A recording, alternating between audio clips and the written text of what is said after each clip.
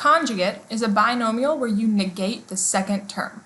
For example, if we have x plus y, the conjugate would be x minus y. We're just switching the sign of the second term. The first term is not changing, just the sign for the second one.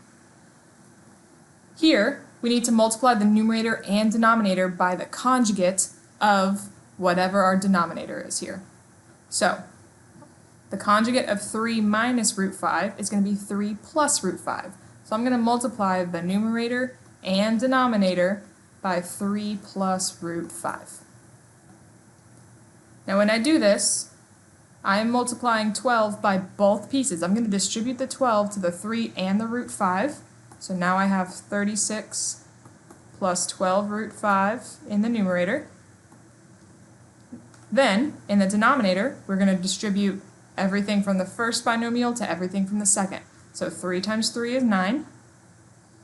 3 times root 5 is 3 root 5. Negative root 5 times 3 is negative 3 root 5. And negative root 5 times root 5 is negative 5. Notice here we have 3 root 5 minus 3 root 5. So those are both gone because that gives us 0. So then we're left with 36 plus 12 root 5 on top, and 9 minus 5, which is 4 on the bottom, and we can simplify all of these integers. We're not going to touch that root 5 right now. So 36 over 4 is 9, 12 over 4 is 3, keep the root 5. Now the whole point of a conjugate is to make sure we don't have radicals in the denominator, and the reason we're doing a different sign in the middle is so that we can get rid of these two middle terms every single time. So in order to do this faster, when we multiply the top and bottom by our conjugate, we're always going to be able to get rid of these two middle terms. So let's look at number 11 and see what that looks like. Our conjugate of this denominator is root 5 plus 2. So we're going to multiply by root 5 plus 2 on the top and bottom. That's our fancy 1. Multiply that whole thing.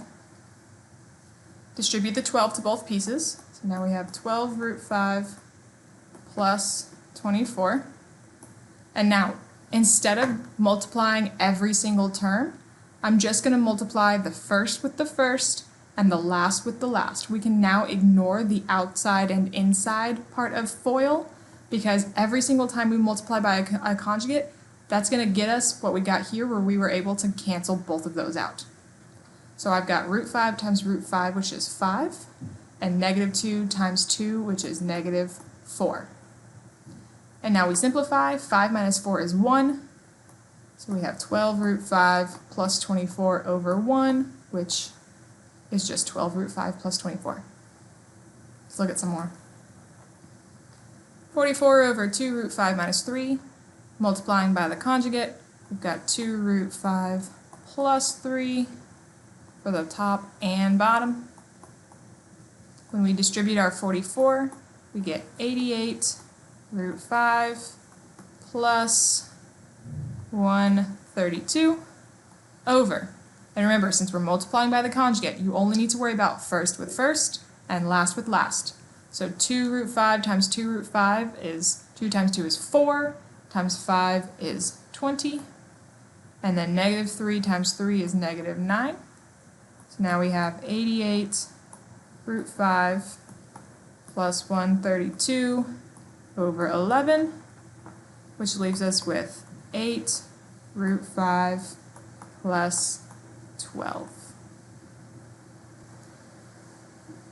Multiplying by our conjugate here, we're only worried about the conjugate of the denominator. So I'm going to multiply the top and bottom by 2 minus root 3. Here we're going to have to do some foiling. We're actually going to completely FOIL that numerator. So we've got 1 times 1, which is 2. 1 times negative root 3 is negative root 3. Root 3 times 2 is 2 root 3. And root 3 times negative root 3 is negative 3. All over. And then on the bottom, since these are conjugates, we can just worry about first and first with last and last. Then 2 minus 3 is negative 1. Negative root 3 plus 2 root 3 is a positive root 3. 4 minus 3 is 1. There's our final answer. One more. Here our conjugate is root 5 plus root 6. When we distribute our 9, we have 9 root 5 plus 9 root 6 over first with first gives us 5, last with last gives us 6. So now we have 9 root 5 plus 9 root 6 over negative 1, which is going to make us switch the sign for everything in the numerator, giving us negative 9 root 5 minus 9 root 6.